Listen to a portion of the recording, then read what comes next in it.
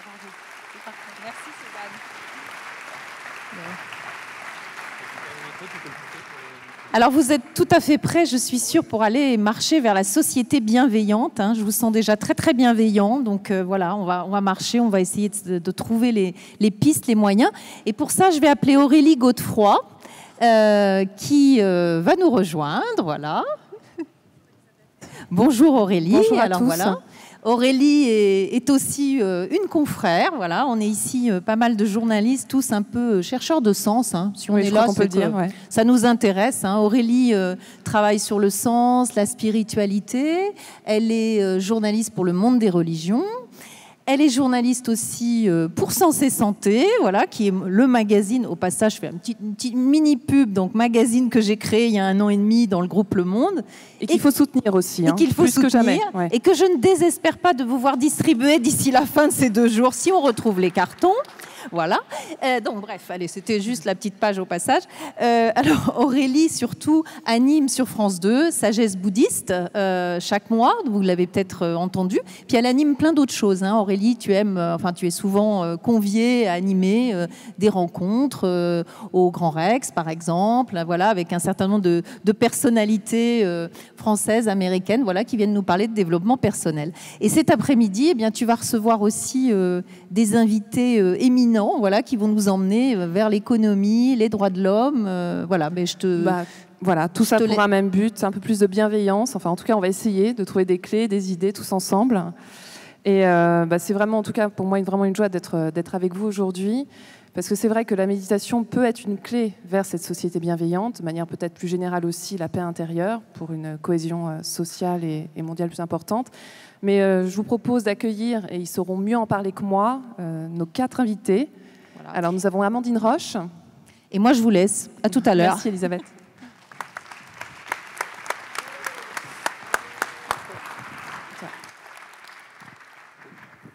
Guibert Delmarmol.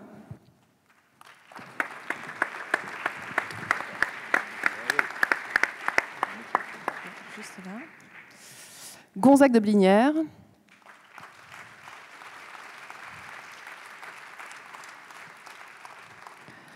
Et Frédéric Lopez. Alors, peut-être que... On est là ? Ouais. Là. Et alors, je ne sais pas si notre grand témoin, Marion Cotillard, et voilà, bon, elle arrive.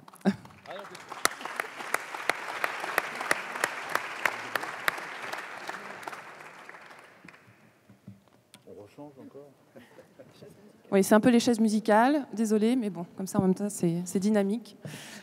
Alors, Marion, merci d'être avec nous aujourd'hui déjà. C'est vrai que quand on a pensé grand témoin, actrice de la société, et pas juste actrice tout court, on a pensé à vous. C'est gentil. Bah oui, quand même. Alors, avant que vous donniez votre sentiment sur tout ce qu'on va se dire, tous ensemble aujourd'hui, moi, j'aimerais savoir ce que vous attendez de cette table ronde, et peut-être déjà ce que vous entendez par le mot bienveillance, parce que c'est vrai qu'on l'utilise un peu de toutes les manières aujourd'hui, mais pour vous, la bienveillance, c'est quoi ? Alors, il y a plusieurs choses. Moi, je suis très heureuse d'être ici, d'écouter les artistes, les gens qui parlent, qui partagent leur sagesse, parce que c'est très inspirant et je pense qu'on a besoin aujourd'hui d'être inspiré par des gens comme John Kabat-Zinn, par des artistes comme Sylvie Guillem, qui par sa danse va peut-être nous donner envie de voir par quel chemin elle passe pour arriver à l'excellence et de découvrir comment elle est arrivée à la méditation, de découvrir comment elle a découvert ça. Je trouve ça très inspirant. Et voilà, après, je suis très impatiente de vous entendre parler Aujourd'hui, disons que moi, je suis plutôt pour la parole positive, mais c'est pas négatif de dire qu'on vit dans un monde qui tourne pas rond et qu'on a besoin d'inspiration, on a besoin de gens qui ont envie retourner cette matière, cette espèce de nébuleuse comme ça, dans laquelle on est perdu un petit peu. Et c'est vrai que la bienveillance et se regarder avec une ouverture, sans peur, parce qu'on est aussi dans un monde où il y a beaucoup de peur, et puis beaucoup de jeux sur la peur, parce que un être qui a peur, voilà, c'est plus facile à manipuler. On va en parler plus en détail avec Frédéric tout à l'heure. Oui, mais enfin voilà, d'avoir une énergie positive, une énergie qui emmène, qui inspire et qui fait que peut-être que des gens qui ont peur d'aller vers la bienveillance et vers l'autre se disent qu'au bout du compte, c'est pas si difficile, et puis que ça peut même apporter beaucoup de paix intérieure à soi. Voilà. Alors avant de rentrer dans le vif du sujet, je vous propose de mieux faire connaissance avec nos invités. Alors vous parliez d'ouverture sur le monde. S'il y en a bien une qui nous ouvre sur le monde et qui apporte toute sa bienveillance, c'est Amandine Roche, puisque ça fait 20 ans qu'elle travaille aux Nations Unies, qu'elle est spécialisée droits de l'homme. Je crois, Amandine, que vous avez été dans une vingtaine de zones de conflit aussi. Vous avez été dans une vingtaine de zones de conflit. Oui. Vous m'entendez ? Oui. Et alors moi, ce que j'aimerais savoir, pour que vous vous présentiez rapidement, c'est qu'est-ce qui vous a conduit vers l'humanitaire, et aussi quel a été le déclic lorsque vous avez rencontré Sa Sainteté le Dalai Lama, puisqu'on est quand même dans des rencontres liées à la méditation, et on sait que Sa Sainteté y est pour beaucoup. Merci. Donc, en effet, j'ai eu la chance à 18 ans de rencontrer Sa Sainteté le Dalai Lama, qui est venu donner une conférence dans mon université de droit à Bordeaux. Il parlait à cette époque-là de la violation des droits de l'homme au Tibet et de la résistance non violente des Tibétains. Et quand il en a parlé, ça m'a vraiment inspirée finalement à devenir avocate de droits de l'homme pour rejoindre les Nations Unies et si possible ramener le Dalai Lama au Tibet. J'étais bien innocente et naïve à l'époque puisque j'ai ignoré le droit de veto des Chinois. N'empêche que ça m'a donné une inspiration, une direction. Et j'ai fait mon mémoire de sciences politiques sur la violation des droits de l'homme au Tibet. Je suis allée à Dharamsala, j'ai interviewé Sa Sainteté, et il m'a parlé du Panchen Lama, plus jeune prisonnier politique au monde. Et c'est comme ça qu'à 25 ans, j'ai rejoint les Nations Unies au Tadjikistan. Et au Tadjikistan, en l'an 2000 et 2001, il y avait tout le flot de réfugiés afghans qui fuyaient le régime taliban. Et en venant en aide à ces réfugiés afghans, je suis tombée amoureuse de ce peuple-là, de par leur courage et résilience. Et j'ai arrêté mon travail, j'ai voulu rencontrer ce peuple de l'intérieur. Et le hasard a fait que les talibans m'ont invitée en Afghanistan. Et je suis arrivée à Kaboul le 11 septembre 2001. Pourquoi les talibans m'ont invitée ? Quand j'ai postulé pour avoir un visa, le député ministre des talibans, quand il a vu mon application, il m'a dit « Mais tu es afghane ». Et je dis « Mais non, je suis française ». Il fait « N'empêche que ton prénom et ton nom sont afghans ». Que voulez-vous dire ? Il me dit « Amanoddin Roche ». Aman veut dire la paix, Roche la religion. Non, Aman veut dire la paix, Din la religion et Roche la joie. Votre nom veut dire « Vous êtes l'heureuse gardienne de la paix ». Allah vous envoie en Afghanistan, vous serez notre invité d'honneur. Je me suis dit « Bon, d'accord ». Et en fait, je me suis dit, finalement, autant j'étais très impressionnée par le Tibet, autant ce peuple afghan me fascinait. Mais très vite, George Bush voulait bombarder l'Afghanistan, et avec mon ami, nous avons fui le pays pour retourner au Pakistan. Et là, j'étais plus l'invitée, parce que Jacques Chirac voulait bombarder l'Afghanistan. Et donc, ils nous ont pris en otage, nous avons été détenus et échangés, et au moment de notre échange, une petite fille afghane m'a sauté au cou et m'a demandé que je l'aide à partir au Pakistan. Je n'ai pas pu le faire parce qu'elle avait une famille, je ne pouvais pas l'adopter. Mais elle m'est revenue dans mes rêves en me demandant pourquoi je ne l'avais pas sauvée. Et en fait, je crois qu'autant le Dalai Lama m'avait ouvert ma conscience, autant cette petite fille inconnue m'a ouvert la conscience sur la cause des femmes en Afghanistan. Et je me suis promise de revenir. Et je suis revenue là-bas et j'ai travaillé pendant 15 ans en Afghanistan. Alors c'est ce qu'on va voir tout à l'heure justement de manière plus concrète. Merci Amandine.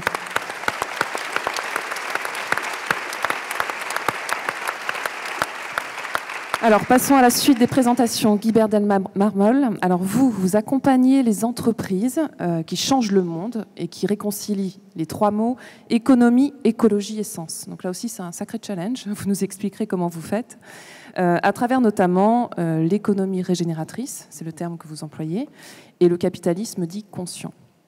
Alors avant ça, moi j'aimerais que vous nous racontiez de manière assez brève l'événement vraiment personnel qui a changé votre vie, mais aussi votre vision du monde. C'est compliqué de succéder à Amandine, non? Son histoire. Moi, j'étais jeune dirigeant d'entreprise. J'ai une assez grosse entreprise à l'âge de 30 ans. Et j'ai été diagnostiqué avec une pathologie très lourde, une tumeur située dans la boîte crânienne, sur l'hypophyse. Quand vous avez 30 ans et que vous avez du succès dans vos amours et dans vos affaires, comme le dit la chanson, et que le médecin vous dit peut-être qu'à 3 mois, la situation est terminée. Donc en anglais, on dit un wake-up call. Et donc, je passe l'été à essayer de trouver la bonne thérapie, le bon CHU. Et à la fin de l'été, on décide de m'opérer.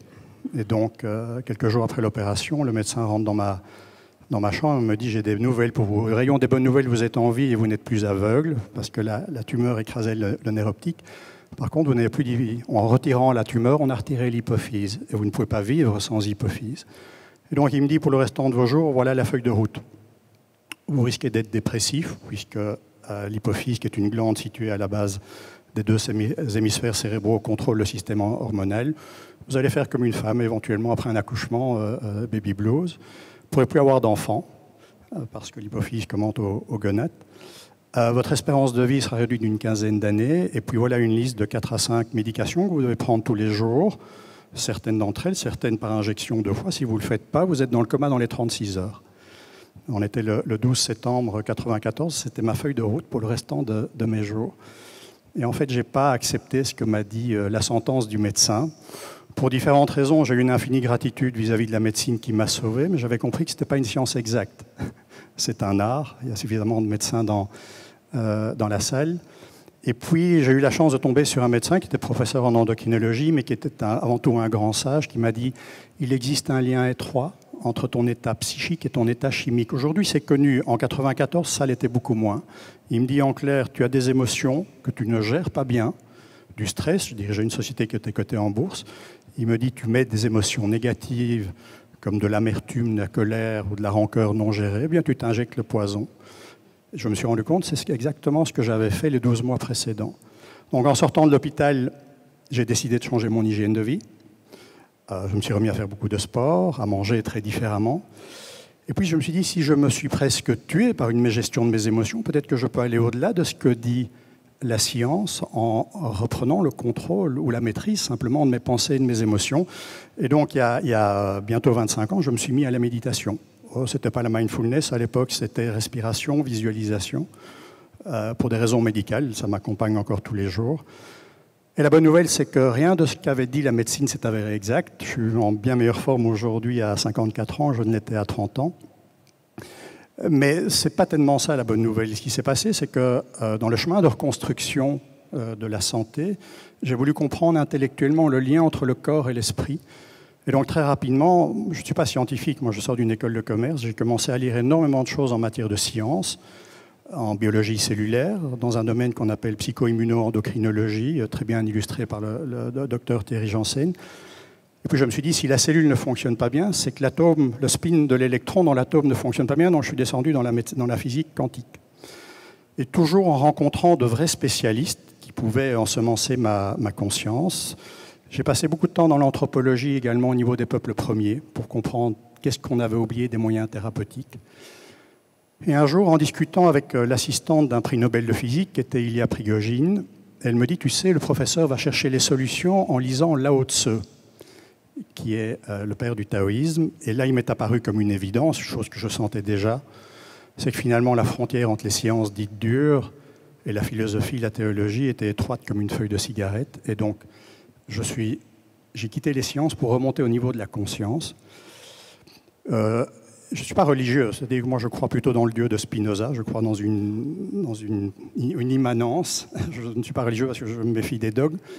Et donc ce que j'ai fait pendant une dizaine d'années, c'est que j'ai lu tout ce que je pouvais du Pythagore jusqu'au Dalai Lama et pour les grandes religions, surtout les voies mystiques. la Kabbale pour le judaïsme, le soufisme pour l'islam, les apocryphes pour la chrétienté, et surtout aller à la rencontre de vrais maîtres. Et donc ce travail a fait qu'à un moment, j'ai trouvé pour moi la réponse aux questions fondamentales finalement que beaucoup se posent. Qui est l'homme? Que vient-il faire sur Terre? Et comment doit-il y vivre? Ce n'est pas la vérité, c'est ma vérité. Mais ça a changé profondément mon regard en tant qu'homme, père, époux et aussi en tant que dirigeant d'entreprise. Et il m'est apparu comme une évidence il y a une quinzaine d'années que le modèle dans lequel on m'avait éduqué était faux. On m'avait enseigné une fausse croyance. On m'avait dit dans les écoles de commerce, la vraie raison d'être de l'entreprise, c'est la maximisation du profit. Et c'est devenu comme une évidence pour moi que c'était faux. Et que la vraie raison d'être d'une entreprise, c'est la création d'abondance partagée. Et donc à ce moment-là, j'ai décidé de lancer un concept qu'on pourrait appeler permaéconomie, permaculture et économie, qui consiste à respecter l'humain, respecter l'environnement et créer une abondance partagée. Et c'est ma vie aujourd'hui. Alors,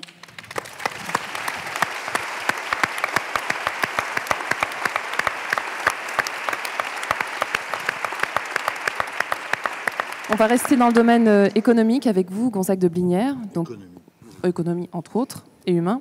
Donc, vous avez créé en 2013 la Fondation RAISE, et vous avez surtout lancé, donc ça c'était il y a quelques mois, en mars dernier, le mouvement pour une économie bienveillante, donc toujours avec Clara Guémard. Alors vous avez pareil, un parcours assez incroyable, très très très hétéroclite, que je ne peux pas résumer à moi toute seule. Est-ce que vous pouvez nous présenter un petit peu qui vous êtes? Bon, d'abord, j'ai l'impression que je suis de vieux de service, là, parce que je suis beaucoup plus vieux que vous, j'ai 62 ans. En fait, je suis...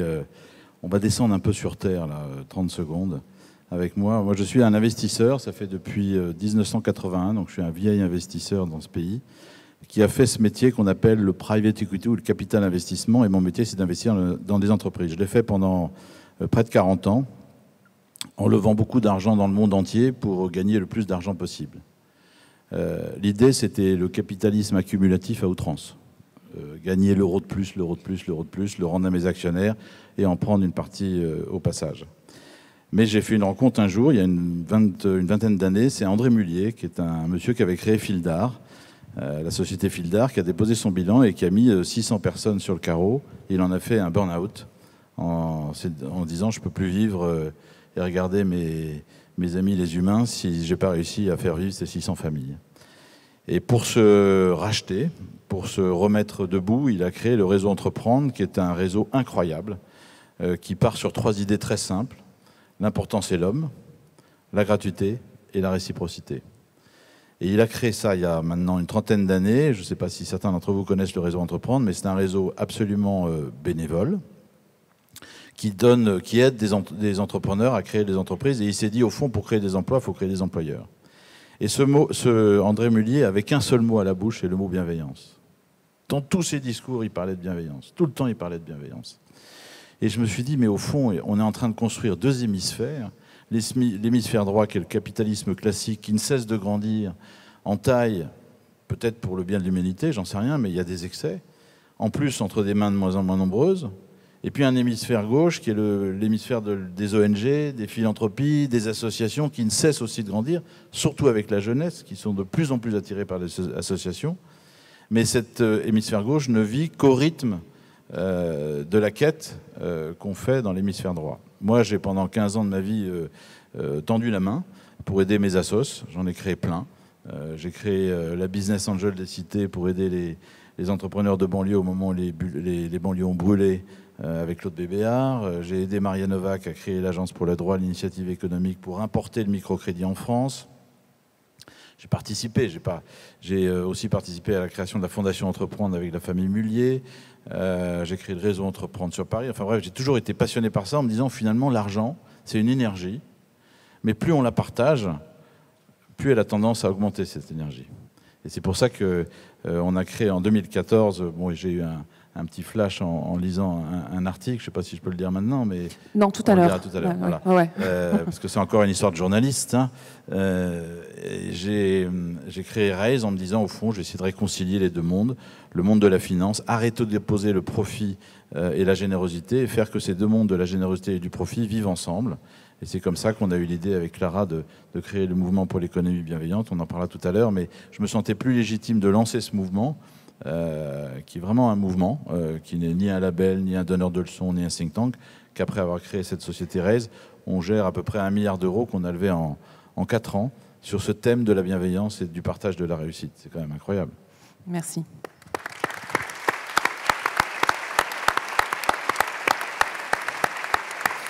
Alors, Gonzague, vous parliez des journalistes. Bon, il y a quand même des journalistes bienveillants. C'est Je pour tiens à lui que j'ai dit ça. préciser, il y en a un à côté de moi, là. Je ne sais pas si c'est utile de le présenter, mais bon, Frédéric Lopez, vous avez créé tellement de programmes de télévision, notamment Voyage en terre inconnue, qui a été élu émission préférée des Français. Moi, j'aimerais savoir, en fait, parce qu'on est quand même dans des rencontres qui sont dédiées, entre autres, à la méditation, quand est-ce que vous vous y êtes mis? Est-ce que ça a changé pour vous? J'ai pas été pris en otage. Je ne gère pas 1 milliard d'euros. Donc effectivement, j'étais juste un petit gars complexé en fait, qui rêvait de voir le monde. Et donc je suis devenu journaliste classique, puisque j'ai commencé dans une télévision qui faisait de l'info continue. Et j'ai vite compris que c'était pas pour moi, parce qu'annoncer des mauvaises nouvelles toute la journée, ça me perturbait. Surtout que les bonnes nouvelles, quand je les rapportais à mon rédacteur en chef, il n'en voulait pas. Mais j'avais fait une école de journalisme qui m'avait expliqué que nous ne sommes pas là pour parler des trains qui arrivent à l'heure. On en parlera tout à l'heure dans le débat, c'est déjà le début du problème. Et donc voilà, et puis j'ai eu du succès, puis à un moment donné j'ai été viré en plein succès, parce que je m'étais engueulé avec un conseiller du président. Ça m'est tombé dessus, j'ai absolument pas compris ce qui s'était passé. J'ai donné aucune interview, parce que je passais du principe qu'il fallait pas se plaindre.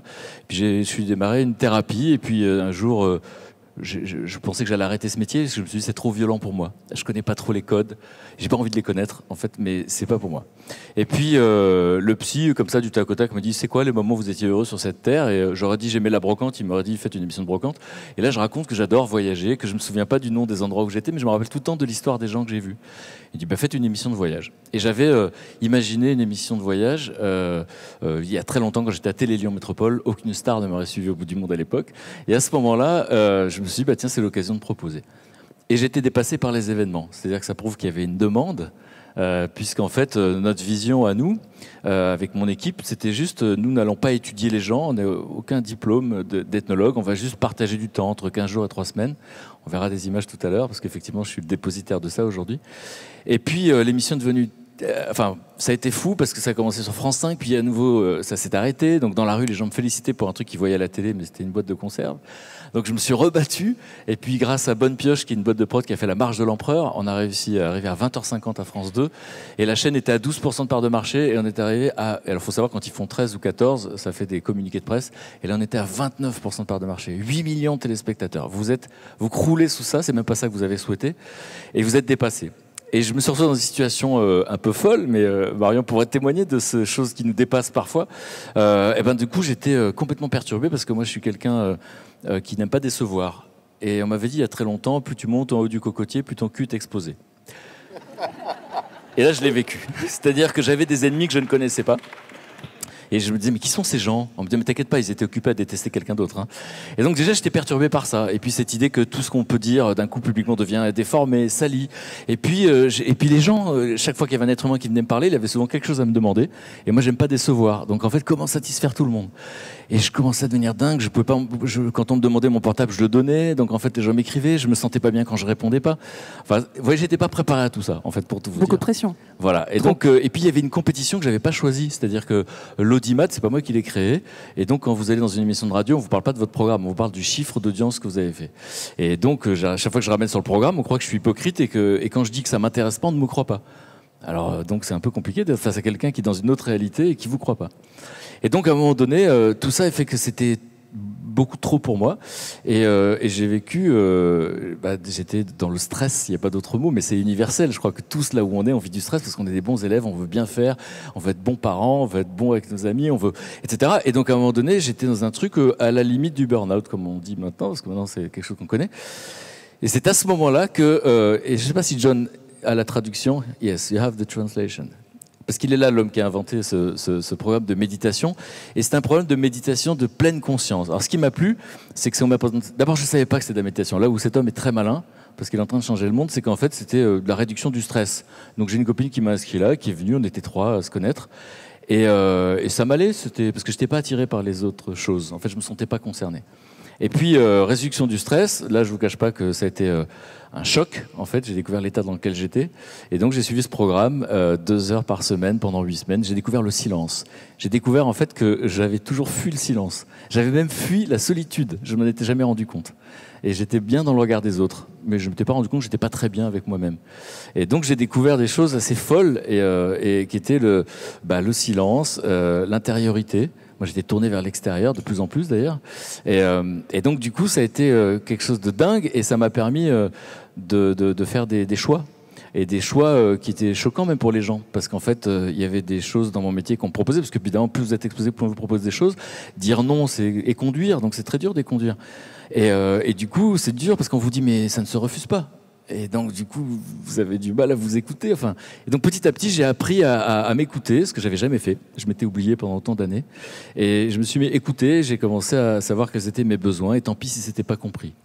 Et donc voilà. Et même les gens autour de soi. C'est-à-dire que finalement, le plus violent, c'est ça. C'est quand il y a des gens qui vous entourent et vous leur avez mis une étiquette magnifique qui est de meilleur ami, etc. Puis d'un coup, vous vous rendez compte que vous ne sentez pas bien quand cette personne est là. Parce que quand vous écoutez ce que vous ressentez, parce que j'étais connecté là, mais pas forcément à autre chose, ben d'un seul coup, ces gens que je voyais comme exigeants, en fait, ils étaient insatisfaits chroniques.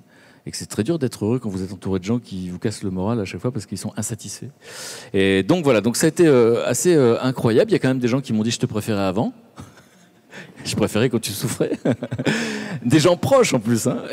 Et donc du coup voilà. Et donc ça a changé ma vie. Alors moi, j'ai pas d'intérêt à convaincre les gens. Parce que voilà, maintenant, je vous cache pas que quand vous connaissez quelque chose qui vous touche comme ça, vous avez envie d'en parler. Mais je vous cache pas qu'on est dans un monde rationnel, et la France, en plus, c'est un monde particulier, c'est un monde de commentateurs, où j'en parlais pas. Et puis j'ai un ami qui s'appelle David Pujadas qui savait pas que j'en avais jamais parlé et qui a sorti ça dans une interview que je vais découvrir la méditation. Donc d'un coup, j'étais amené à en parler publiquement. Et j'étais très heureux de savoir qu'il y avait des gens comme Jean-Gérard Bloch qui organisent cette manifestation, qui avaient des études scientifiques et tout, parce que le réflexe naturel dans ce pays, c'était « mais qu'est-ce que c'est que ce truc ? Il est complètement barré, il est perché ». Et puis il y a des mots très forts, parce que ça va jusqu'à intégriste, ayatollah, en sémantique, c'est très fort quand même. Hein.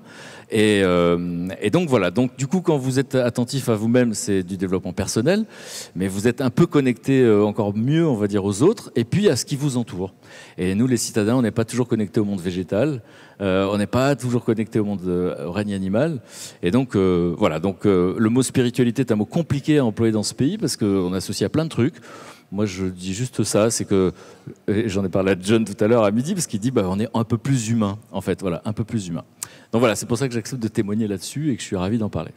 On vous écoutera plus en détail tout à l'heure et on verra surtout des images de votre magnifique émission qui nous permettra vraiment de comprendre ce qui se passe quand de comprendre vous partez. Les gens que j'ai rencontrés, voilà, effectivement, et que je suis là pour porter leur parole. Ce qu'on peut en apprendre. Merci. Alors, Amandine, vous aussi...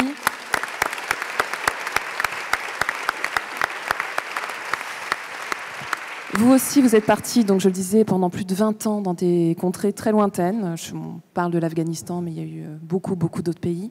Et alors, l'une des premières grandes étapes, ça a été la création de cette fondation que vous avez évoquée tout à l'heure, la fondation Ahmadouddin. Alors, dites-nous d'abord pourquoi vous l'avez créée et comment ça s'est fait. Donc en 2003, je suis retournée en Afghanistan et j'ai rejoint les Nations Unies. Je suis devenue directrice du bureau d'éducation civique, expliquer à la population qu'est-ce que les droits de l'homme, la démocratie, et pourquoi il est important de participer et de voter. Donc mon travail était de faire du woman empowerment, c'est-à-dire encourager les femmes à sortir de chez elles parce qu'elles étaient timorées dans leur maison par le régime taliban passé, et à devenir des leaders, des candidates sénateurs, députés. Et j'ai vraiment adoré mon job. Et le problème, c'est que je me suis donné corps et âme dans cette mission. Et au bout d'1 an et demi, j'étais en burn-out, j'étais en surmenage. Et à la fin des élections présidentielles, 3 de mes collègues internationaux avec qui je travaillais ont été kidnappés, enlevés devant mon bureau. Et la rumeur courait qu'ils voulaient aussi m'enlever puisque nous avons contribué à la démocratie et que les talibans nous envoyaient des menaces de mort tous les jours. Donc du jour au lendemain, l'ONU m'a renvoyée en France. Et quand je suis rentrée en France, j'avais un ventre de 4-5 mois. Enfin, ça semblait, j'étais comme enceinte, mais je n'étais pas enceinte. Tous mes amis me disaient « Félicitations, c'est pour quand ?» Et je dis « Non, mais le problème, c'est que je ne suis pas enceinte. » Donc, je suis allée voir un médecin, j'ai fait une biopsie. Il m'a dit « En fait, vous avez été tellement stressée que vous développez des cellules cancérigènes et qu'il faut se calmer. Et je vais vous donner des pilules chimiothérapiques. » Et là, j'ai eu peur. Je me suis dit, j'ai même pas 30 ans et j'ai déjà un cancer de l'estomac. Donc j'ai préféré aller voir un guérisseur ayurvédique qui pendant 3 mois m'a guéri à l'aide de massages à l'huile et d'herbes.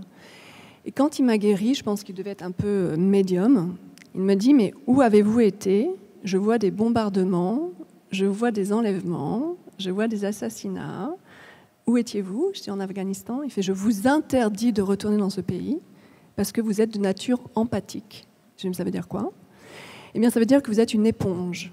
Vous êtes complètement ouverte et vous absorbez toute la négativité du pays. Alors, autant vous dire que vous avez du travail, parce que vous allez... Donc, si vous repartez aujourd'hui en Afghanistan, vous revenez, vous avez directement votre cancer. Donc, apprenez à vous protéger. Et je me suis dit, mais comment je fais ça? Eh bien, apprenez à méditer. Et là, je me suis dit, et au même moment, il me dit ça, je reçois un message de l'ONU, félicitations, on vous attend pour les élections parlementaires. Et j'étais ravie de retourner parce que c'était à Bamiyan, le site bouddhiste très connu. Et je leur réponds, écoutez, merci, mais non. À la place, je vais retourner à Dharamsala, voir le Dalai Lama, pour apprendre la méditation. Et là, je dois dire qu'une fois encore, le Dalai Lama a joué un rôle très important dans ma vie, parce qu'au cours qu'il a donné, il a dit « Vous ne pouvez pas apporter la paix extérieure si ne vous vous concentrez pas à votre paix intérieure. » Et pour moi, ça a été un choc, c'était un révélateur. Je me suis dit, mais qui suis-je pour travailler dans la paix, pour la paix dans le monde, si je ne suis pas en paix avec moi-même, si j'ai du stress post-traumatique, de la dépression, de l'anxiété ou du surmenage? Je ferais mieux de rester chez moi plutôt que d'essayer d'aider les Afghans. Je suis une fraude, comme on dit en anglais, en fait. Et suite à ça, j'ai décidé de prendre mon sac à dos et faire tout le tour de l'Inde à la rencontre des maîtres spirituels qui incarnent la paix intérieure et la non-violence. Donc bien évidemment, j'ai passé beaucoup de temps avec le Dalai Lama, avec le Karmapa. J'ai fait 10 jours de retraite Vipassana, qui, je dois dire, m'a changé la vie. Bon, après, j'ai appris d'autres méthodes de méditation, mais ça a changé ma vie. Pourquoi? Parce que rester 10 jours en silence, sans parler, sans lire, sans écrire, sans se regarder, j'ai eu le temps de rencontrer ce qu'on dit en anglais mon monkey mind, mon esprit singe, qui saute dans le passé, dans le futur, mais qui n'est jamais ici et maintenant. Et après avoir fait un tour de l'Inde pendant 1 an, auprès de Amma aussi dans le Kerala, au Tamil Nadu, Mère Teresa et autres. Quand je suis fini mon tour de l'Inde et enfin je vais récupérer ma paix intérieure que j'avais perdue, je reçois un coup de fil de l'ONU en disant « On a besoin de toi à Kaboul, reviens ». Et là je me suis dit « Mais est-ce que j'ai vraiment envie d'y retourner ?» Et je me dis « Ben oui, parce que maintenant j'ai la technique, la méditation. Donc je vais, comme Marion disait hier, je vais mettre en pratique ce que j'ai appris. » Et on vient me chercher, la condition de sécurité avait complètement changé. On vient me chercher avec un garde du corps, gilet pare-balles, casque bleu et véhicule armé. Et on me parque dans une guest house qui est un vrai bunker. Et comme je suis plus connectée, en tout cas plus alignée, je rentre dans la guest house et je dis il est hors de question que je reste là parce que je sentais que c'était pas un bon endroit. Et en effet, heureusement que j'ai fait ça. Pourquoi? Puisque 6 mois après, les talibans sont venus et sont venus assassiner 6 de mes collègues pendant le sommeil. Mais pourquoi je vous dis ça? C'est parce que, en fait, mes collègues ont vu que j'avais changé. Ils m'ont dit, mais attends, avant, quand il y avait des bombardements à l'extérieur, tu partais au quart de tour et là, tu bouges pas. Qu'est-ce qui t'arrive? Moi, je médite tous les jours maintenant et je fais du yoga tous les jours. Et ils m'ont dit, mais tu pourrais nous apprendre? Et j'ai commencé en fait à ouvrir un cours de yoga-méditation à Kaboul. Et à ma grande surprise, les Afghans sont venus me voir en disant « Mais nous aussi, on voudrait apprendre ». Donc je les recevais tous les vendredis, parce que le vendredi, c'est un jour férié en Afghanistan chez moi. Et plus j'écoutais leurs histoires, plus je me suis dit « Mais c'est la population entière qui souffre de stress post-traumatique ». Alors je suis allée voir la ministre de la Santé en disant « Mais vous faites quoi pour la santé mentale ?» Il dit « Le problème, c'est que la santé mentale est un luxe des pays développés. » Et aucun donateur ne veut investir. Nous avons une clinique de santé mentale pour tout le pays. Et c'est là que j'ai eu l'idée, créer cette fondation, offrir des outils de yoga-méditation dans les prisons, auprès des femmes, dans les shelters, auprès des soldats, auprès des talibans. Lesquels, par exemple, aujourd'hui, Amandine? Alors, donc ça, c'est le programme Inner Peacekeeping que j'ai créé pour les humanitaires. Donc, c'est 20 outils de paix intérieure. Yoga, méditation, respiration, intelligence émotionnelle. Enfin, il y en a toute une liste, voilà. Ce programme, je l'ai créé. Pourquoi? Puisque en 2014, est-ce que vous voulez, j'en parle maintenant? Oui, voilà. En 2014, j'ai dû faire un monitoring, donc une surveillance des élections dans un bureau de vote. Et je me suis retrouvée face à un kamikaze, en fait. C'était donc un homme déguisé en femme qui voulait se faire exploser au moment où les 300 femmes allaient rentrer dans le bureau de vote. Et je dois dire que j'ai eu la pire peur de ma vie. Pourquoi ? Parce que quand je suis rentrée dans son bureau de vote et que j'ai vu cet homme déguisé en femme, de toute façon, j'ai su que c'était un homme, parce qu'il était aussi grand que moi, et les femmes ne sont pas aussi grandes que moi. Et j'ai eu un amygdala hijack, c'est-à-dire en français, c'est un détournement de l'amygdala, et je suis partie en courant, en fait. Et quand j'ai couru, ma voix intérieure m'a dit, en fait, c'est le moment opportun de mettre en pratique. Monsieur John Kabat-Zinn va être fier de moi. Lui apporter de la bienveillance. Et je suis retournée face à ce kamikaze et je lui ai souri. Et en fait, je l'ai regardé dans les yeux avec amour. C'est la pire chose que j'ai pu faire de ma vie. Et à ma grande surprise, il m'a souri. Autant dire que les yeux étaient remplis de drogue. J'ai vu l'enfer dans ses yeux. Mais il a retiré son gilet, pas par balle, mais son gilet officiel. Et il est sorti.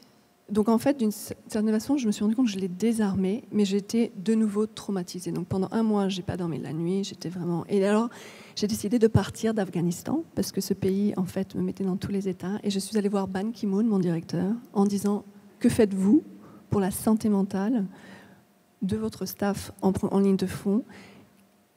Et si vous ne savez pas quoi faire, peut-être qu'on pourrait élaborer ensemble un programme. » Et c'est comme ça que j'ai créé ce programme Inner Peacekeeping que j'enseigne maintenant au Moyen-Orient. Alors maintenant, il n'est plus uniquement destiné justement aux humanitaires, mais en fait, moi, ce qui m'a frappé, en tout cas quand on s'est vu et que vous m'avez raconté votre histoire, les photos. Oui, effectivement, c'est qu'en fait, vous l'enseignez également aux femmes afghanes qui sont dans les camps de réfugiés, c'est bien ça ? Alors les femmes syriennes. Syriennes aussi. Donc ça, c'est une école à Kaboul qui s'appelle Torche de Lumière, où j'enseignais le yoga à l'imitation. Malheureusement, nous avons été accusés de prosélytisme par les talibans. On nous accusait de diffuser le bouddhisme et l'hindouisme. Donc on a dû arrêter les programmes. Ça, c'était avec les soldats de NATO. Et donc maintenant, c'est un jeu de mots avec le Peace Corps aux États-Unis, et c'est le Inner Peace Corps, où, en effet, nous proposons des programmes. Alors voilà, les outils. Pardon, j'avais oublié le diaporama. Et les outils de paix intérieure. Donc ça, c'est les humanitaires en Jordanie qui travaillent avec les réfugiés syriens. Et le programme aussi, maintenant, est proposé aux femmes syriennes dans un programme qui s'appelle Woman Healing Woman. Je pars du principe que la vraie Woman Empowerment part du fait que nous devons d'abord guérir les femmes des blessures de guerre et leur permettre de retrouver leur dignité humaine. Et en leur permettant cela, elles retrouvent leur joie, si elles l'ont au moins eu une fois dans leur vie. Et on les aide, en fait, par la maïeutique, à retrouver leurs dons. Alors ça peut être de l'art, ça peut être en effet du théâtre ou de la danse ou du chant. Et on leur offre un tremplin pour se réinsérer dans la société, en fait. Voilà. Merci beaucoup.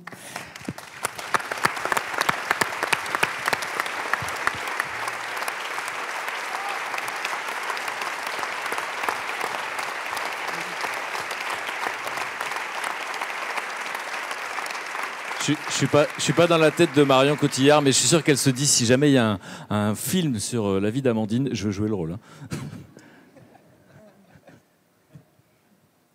Je ferais plutôt un documentaire sur elle. C'est très inspirant, c'est magnifique. Je suis bouleversée par ce que tu racontes, donc je parlerai après. Vous digérez. Alors en attendant, on va se tourner maintenant vers Guibert, qui va nous parler de l'économie régénératrice. Alors là, c'est vrai, mais bon, finalement, on n'est pas si éloigné de ça, de ce que fait Amandine. Et d'ailleurs, je crois que vous vous connaissez très bien tous les deux. Hein. Oui, mais avec Amandine, on échange beaucoup. Je dois faire une déclaration publique. Je suis un peu amoureux d'Amandine, en tout cas de... Nous tous. Et Amandine, elle fait des choses extrêmement importantes en curatif. Elle soigne les gens, et l'écologie globale, c'est d'abord la somme des écologies individuelles et intérieures. Donc c'est de là que ça part. Mais puis après, il faut pouvoir le développer quand même dans nos modèles de société. Et comme je disais à la fin de l'intro tout à l'heure, en fait, quand j'ai compris que le modèle économique qu'on m'avait enseigné était bourré de fausses croyances, je me suis dit, il faut que j'aille voir le monde. Et le monde des gens qui changent, qui inventent des nouvelles solutions, des solutions pionnières pour rendre le monde meilleur.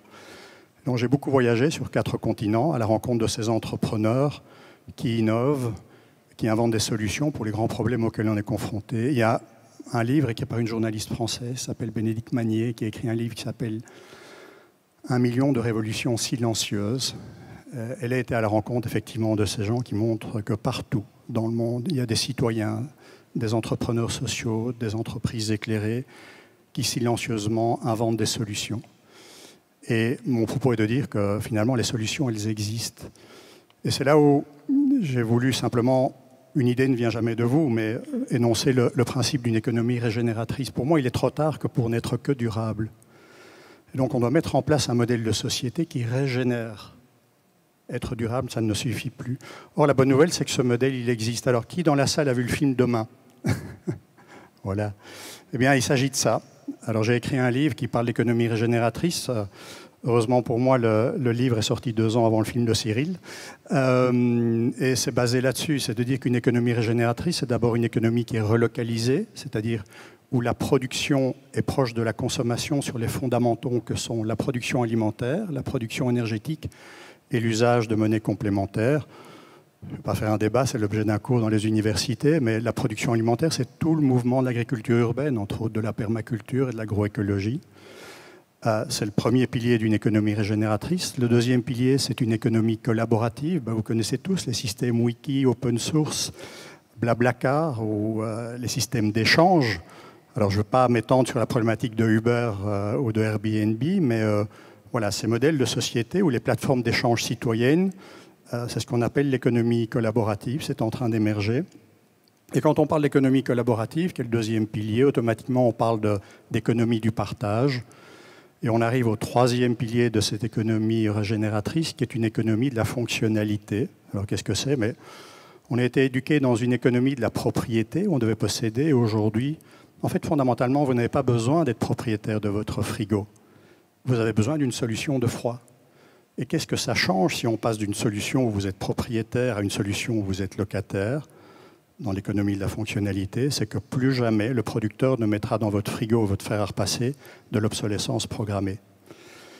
Et donc après une économie relocalisée, collaborative et fonctionnelle, ça nous amène au quatrième pilier d'une économie régénératrice, c'est une économie qui est circulaire, où tout est recyclé et recyclable, on y arrive doucement, et surtout où les déchets de l'un peuvent constituer la matière première ou l'énergie de l'autre. C'est en train d'arriver un peu partout. Alors ce qu'il y a de génial, c'est que ce modèle-là, en fait, c'est un modèle qui est bio-inspiré. C'est exactement la façon dont fonctionne la nature, le vivant.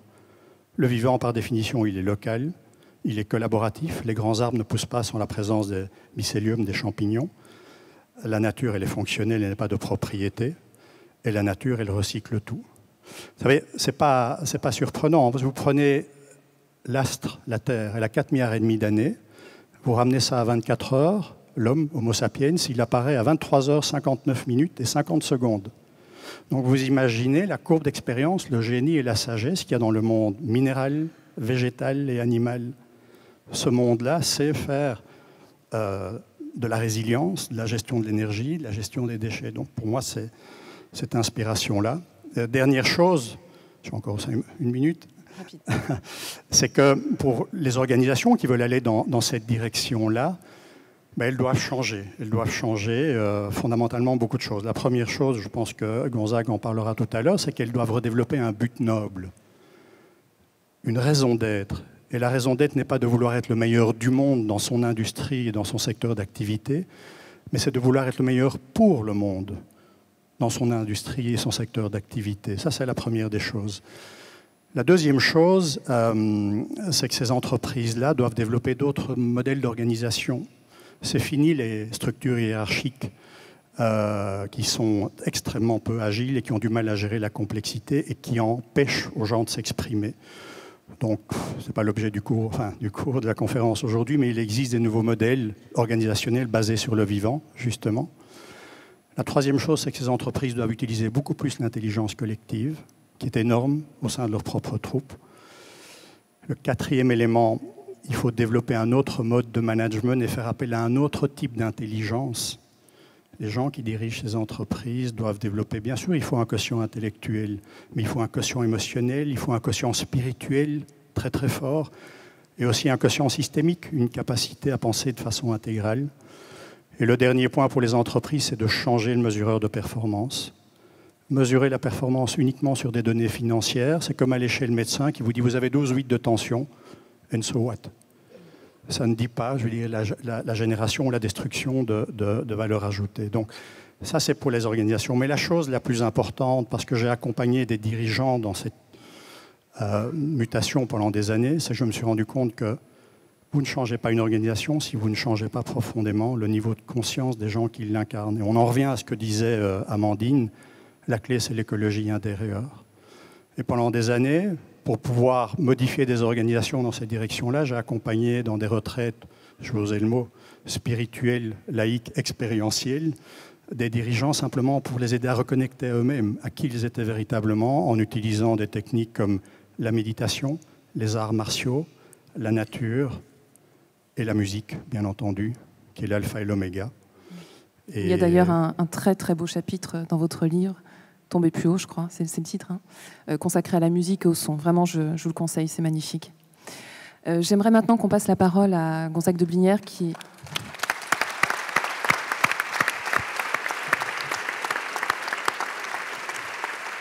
Donc, Gonzague, j'imagine que vous êtes à 99% d'accord avec Guibert.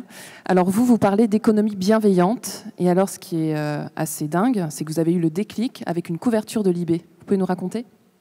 Oui, juste avant de parler du déclic avec la couverture, moi, je voulais simplement vous dire que j'étais absolument pas dans le monde de la méditation et c'était vraiment pas mon truc.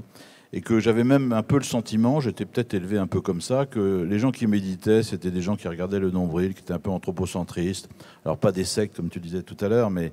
Et il se trouve que j'ai fait une retraite spirituelle laïque avec Guibert, à Montagne Alternative, à Commères, poussé par Clara, qui m'a tellement emmerdé que je lui ai dit, ok, on va partir avec quelques copains. Donc on était partis à plusieurs. Et j'ai eu un déclic. Et j'ai redécouvert des choses que j'essaye de redécouvrir tous les jours. Avec des On n'était pas seul, il y avait Frédéric Lenoir aussi. Ouais, c'est vrai, il m'a aidé. Mais voilà, il y avait Frédéric Lenoir. Mais voilà, et donc c'est quelque chose que j'ai découvert très tardivement, qui ne remplace pas ma vie, mais qui m'accompagne dans la vie. J'en fais pas un dieu, mais j'en fais un outil exceptionnel. Par exemple, avant chaque rencontre, j'essaye de, pendant 30 secondes, c'est long, 30 secondes, se vider intérieurement, tu vois, pour... la première fois que j'ai vu Amandine, d'ailleurs le regard d'Amandine, je me suis dit elle fait la même chose que moi. Voilà. Bon, bref. T'étais un peu d'accord, non? Il y avait un truc quand même. Bon. On apprend des choses aujourd'hui, hein. Bon, l'article de Libération. Oui, on est en mai 2012. Je déjeune avec Clara Guémard que je connaissais depuis un certain temps. On était en plein French bashing. J'aime mon pays. Mon pays m'a nourri, il m'a élevé. Il m'a soigné, il m'a éduqué, j'adore mon pays. Et je sors du resto, et la première de couve de Libération, je suis sûr que vous vous en souvenez, Jeunes de France, barrez-vous, l'avenir est ailleurs. Ça, j'ai pas pu, franchement, rien que d'en parler, d'ailleurs, ça cri du cœur et cri de colère. Je dis à Clara, c'est pas possible, il faut qu'on fasse quelque chose. Allez, s'il faut acheter pour 100 000 € de pub, je vais faire des pubs dans tous les journaux en disant « Jeunes, la France vous aime ». Enfin, je sais pas, mais c'est pas possible de voir ça. C'est quand même la France qui est un pays qui nous a... Bon, bref. Et en fait, je me suis dit, mais au fond, moi, j'ai passé mon temps à gagner de l'argent la semaine et à le redépenser le week-end dans mes associations, à faire la quête avec des copains pour aider des associations pour les handicapés, pour aider des gens qui font le tour du monde en bateau, pour aider les jeunes dans les banlieues. Et à chaque fois, il faut aller faire la quête. Faire la quête, c'est vraiment trop chiant de faire la quête et de lever de l'argent. Est-ce qu'on ne pourrait pas trouver une économie toute simple, où finalement, plus on gagne, plus on donne. Et puis à la limite même, on a envie de gagner beaucoup parce qu'on décide de partager sa réussite avant même de vouloir sa réussite. Et c'est l'idée de Raise. Raise, en fait, c'est 1 milliard d'euros qu'on a levé en moins d'1 an, ce qui est absolument incroyable, où on investit dans les entreprises, on investit dans l'immobilier, on investit dans les start-up, on investit aussi dans l'impact social. Et on a dit à tous nos actionnaires, qui sont les grandes boîtes du CAC 40, on a été voir tous les grands patrons, et on leur a dit, voilà, on va faire un truc citoyen, bienveillant et rentable. C'est les 3 mots qu'on a dit, citoyen, bienveillant et rentable. On a expliqué un petit peu, on avait la chance d'avoir un peu d'expérience dans ces métiers et d'être un peu crédible. Et finalement, ils ont dit oui, et ils ont mis de l'argent dans cette entreprise qui est une société anonyme. Et on leur a dit, on va être très performant pour vous. C'est pas vous qui allez être généreux, c'est nous l'équipe qui allons être généreux. Et toute l'équipe qu'on a constituée, on a une trentaine de personnes, parité totale, on donne 50% de ce qu'on gagne à une fondation qui s'appelle la fondation Raise Sherpa, qui a une vingtaine de millions d'euros, qui est la plus grosse fondation privée pour l'entrepreneuriat en France. Et on a bien dit aux actionnaires, non, vous inquiétez pas, on n'est pas des bisounours, on ne va pas réduire votre rentabilité pour être généreux, c'est nous qui allons donner à votre place. Et notre motivation à nous, à toute l'équipe qu'on a chez Raise, dans l'investissement dans les entreprises, l'immobilier ou les startups, c'est de gagner le plus d'argent possible pour nourrir, bien sûr, pour la moitié nos familles, mais pour l'autre moitié, cette fondation qui aide l'entrepreneuriat.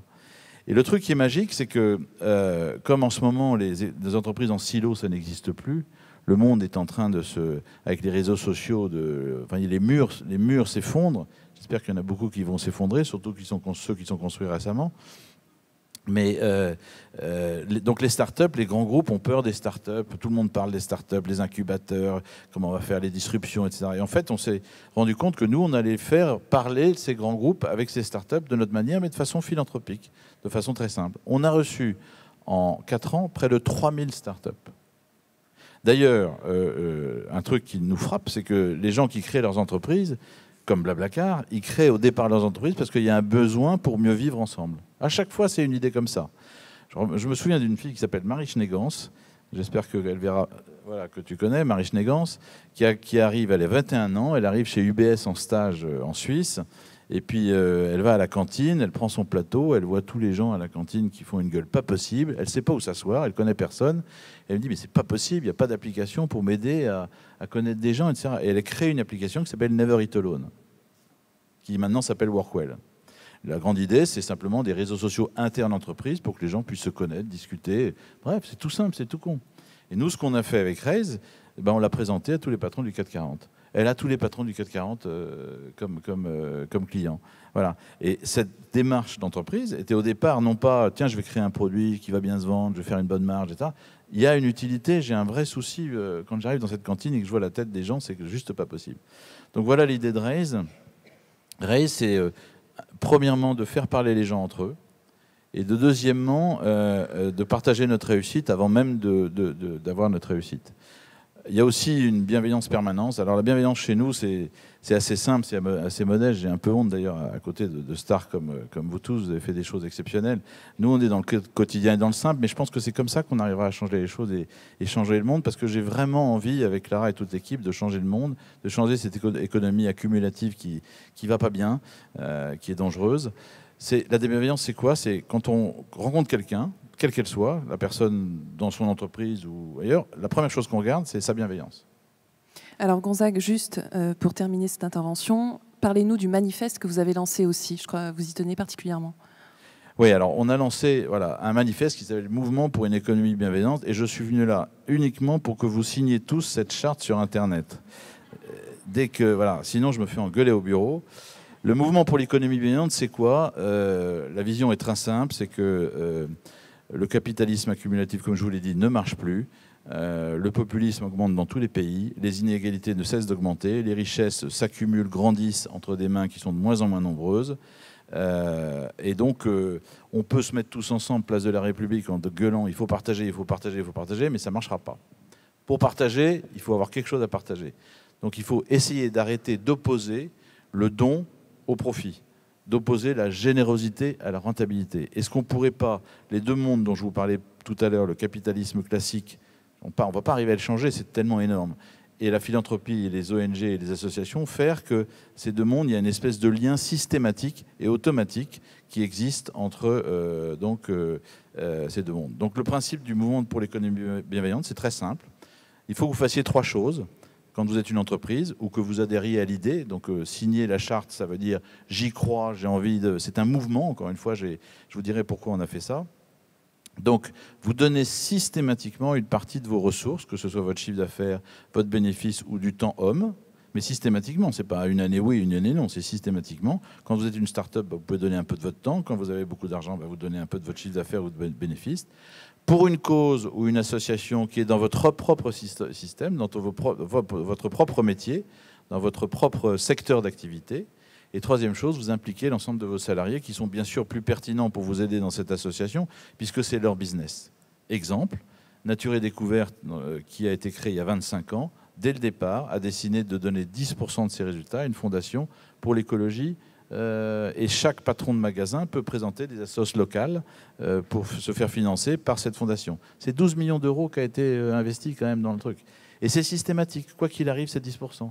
Je suis sûr que quand vous allez dans les natures et découvertes, j'espère, on a le sentiment qu'il y a un petit supplément d'âme. Exemple, c'est Danone qui a décidé, un grand groupe, de donner 1 jour de chiffre d'affaires pour une fondation pour la malnutrition dans le monde. Bref, donc ça ne veut pas dire qu'il faut arrêter les associations qui n'ont rien à voir avec leur métier, mais le faire de façon systématique. Et comme ça, je pense que ces deux mondes se retrouveront. Aujourd'hui, on a commencé ça il y a quelques semaines avec nos réseaux sociaux et nos petites mains. On a plus de 2000 signataires. On a des personnes connues et moins connues. J'ai aussi comme deuxième objectif de faire signer Marion, Frédéric, Guibert et Amandine, pardon. S'il y a une Angélique, elle pourrait signer aussi. Ça pose pas de problème. Voilà. Donc, et la grande idée qu'on a, c'est qu'on va poster sur Internet des exemples. Et on voudrait arriver au G7 l'année prochaine à Biarritz avec cette initiative proposée par le gouvernement français, mais une initiative privée, en disant si on continue l'économie accumulative, ça ne va pas marcher, il faut partager sa réussite, il faut créer ce mouvement pour l'économie bienveillante, il faut que, et moi mon rêve à moi, c'est que dans 20 ans, dans 30 ans, toutes les entreprises, 20%, 30% de ces entreprises, 20% ou 30% des entreprises marchent comme ça et partagent de façon systématique une partie de leur profit pour des associations dans leur propre écosystème. C'est vertueux. Je me sens plus légitime de vendre l'idée parce que quand on a créé Raise, on a vu que ça marche. Et je peux vous dire que faire de l'économie bienveillante dans le monde de la finance, il faut avoir des guts parce que ce n'est pas le métier le plus réputé à être partageux et généreux de la planète. Donc j'ai voulu faire ça comme ça et ça marche encore mieux. Donc s'il vous plaît, signez www.mouvementéconomiebienveillante.com.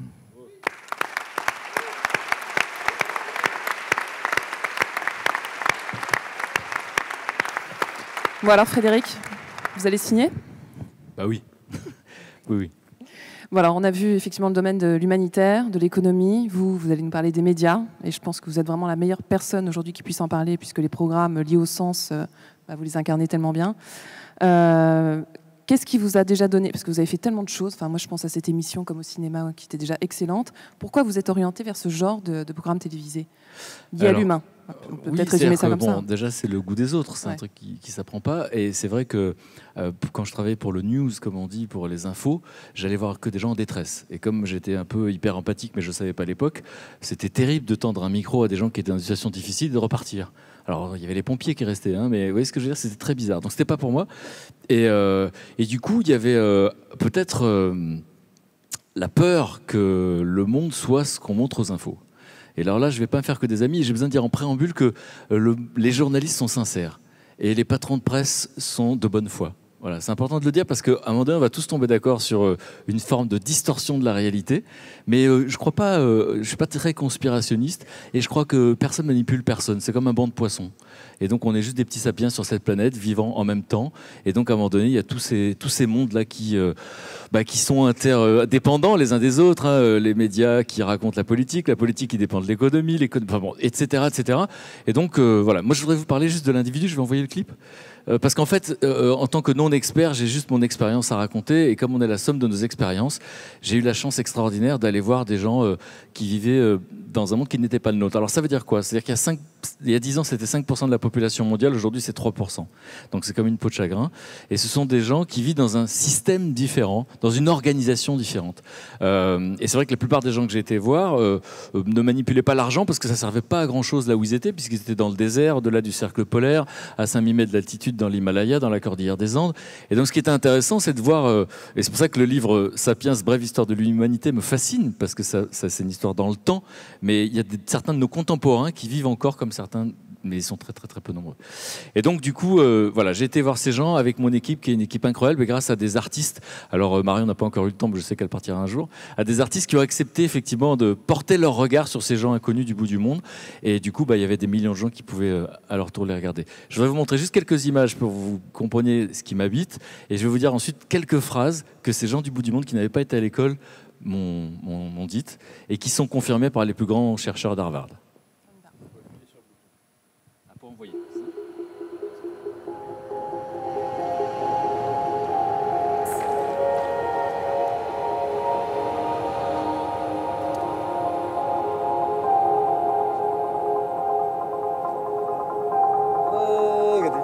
soleil se lève, alors on le remercie de nous donner la vie.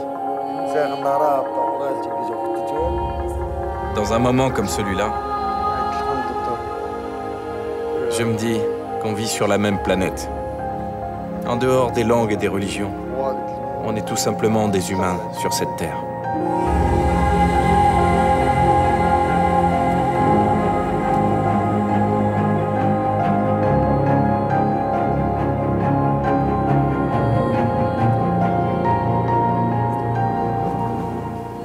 C'est époustouflant.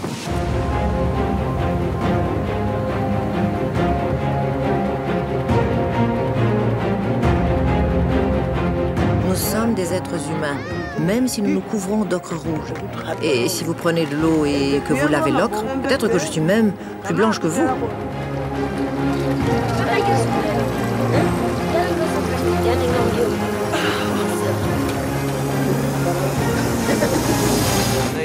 On vous remercie d'être venu jusqu'ici pour faire notre connaissance. On remercie aussi les dieux de nous avoir donné une chance de vous rencontrer. En souriant, les journées et la vie en général sont plus faciles. Donc il faut toujours essayer de garder le sourire pour que la vie soit la plus belle possible.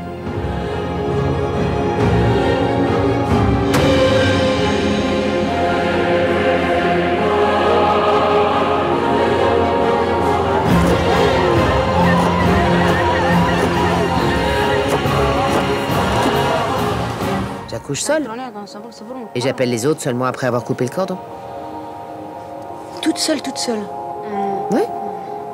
Ah, mais bravo.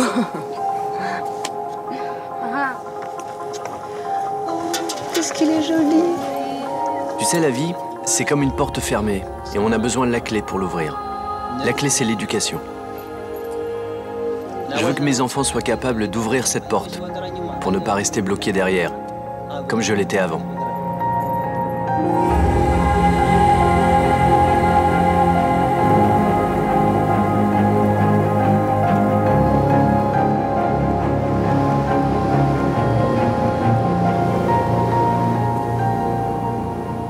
En ville, c'est plutôt chacun pour soi.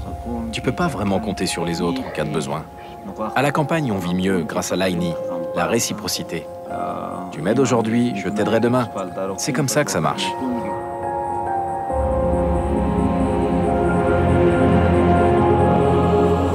Avant, nous, les Mentawai, nous pensions que le monde était petit.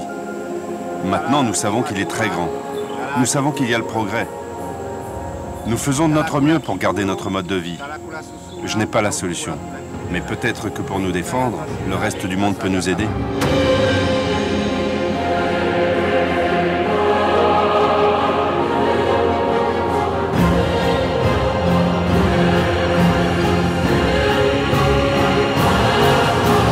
Et merci pour tout.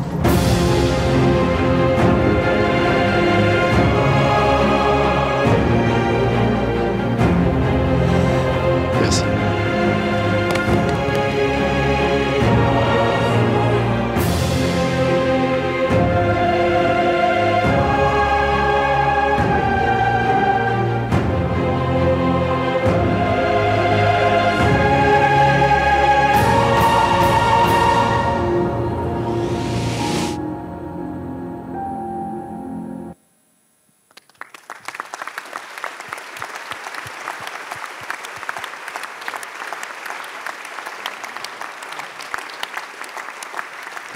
Waouh! Alors, c'est 3 minutes qui résument 12 ans d'une vie. Et je voudrais en profiter pour dire que le médecin de Rendez-vous Interconnu est strasbourgeois, il est dans la salle, c'est Olivier Briot. Il est avec sa fille Jeanne et je voudrais qu'on l'applaudisse. Parce qu'en fait, il vient au cas où, et ça rassure souvent l'artiste qui vient avec moi, qui est souvent hypocondriaque, secrétaire pratique pour le film. Et puis évidemment, il est là pour les populations locales, donc il fait un travail incroyable. C'est quelqu'un qui prend soin des autres. Et on va parler de cette société bienveillante, j'espère, où on pourrait commencer par prendre soin de ceux qui prennent soin de nous. Ça pourrait être un bon début. Juste un mot, parce qu'il n'y a pas tout, il n'y a pas tout le monde. Et moi, c'est très bouleversant, parce que tous ces gens, j'ai passé beaucoup de temps avec eux, on s'est regardé dans les yeux pendant des heures, parce qu'il y a des heures de traduction. Et puis, ce sont des gens, c'est Zabou qui m'a dit, mais c'est cruel ton truc, en fait. Tu nous présentes des gens formidables, et puis quand on les aime, on s'en va pour toujours. J'avais pas réalisé que je m'infligeais ça aussi. Et donc c'est très dur. Pardon.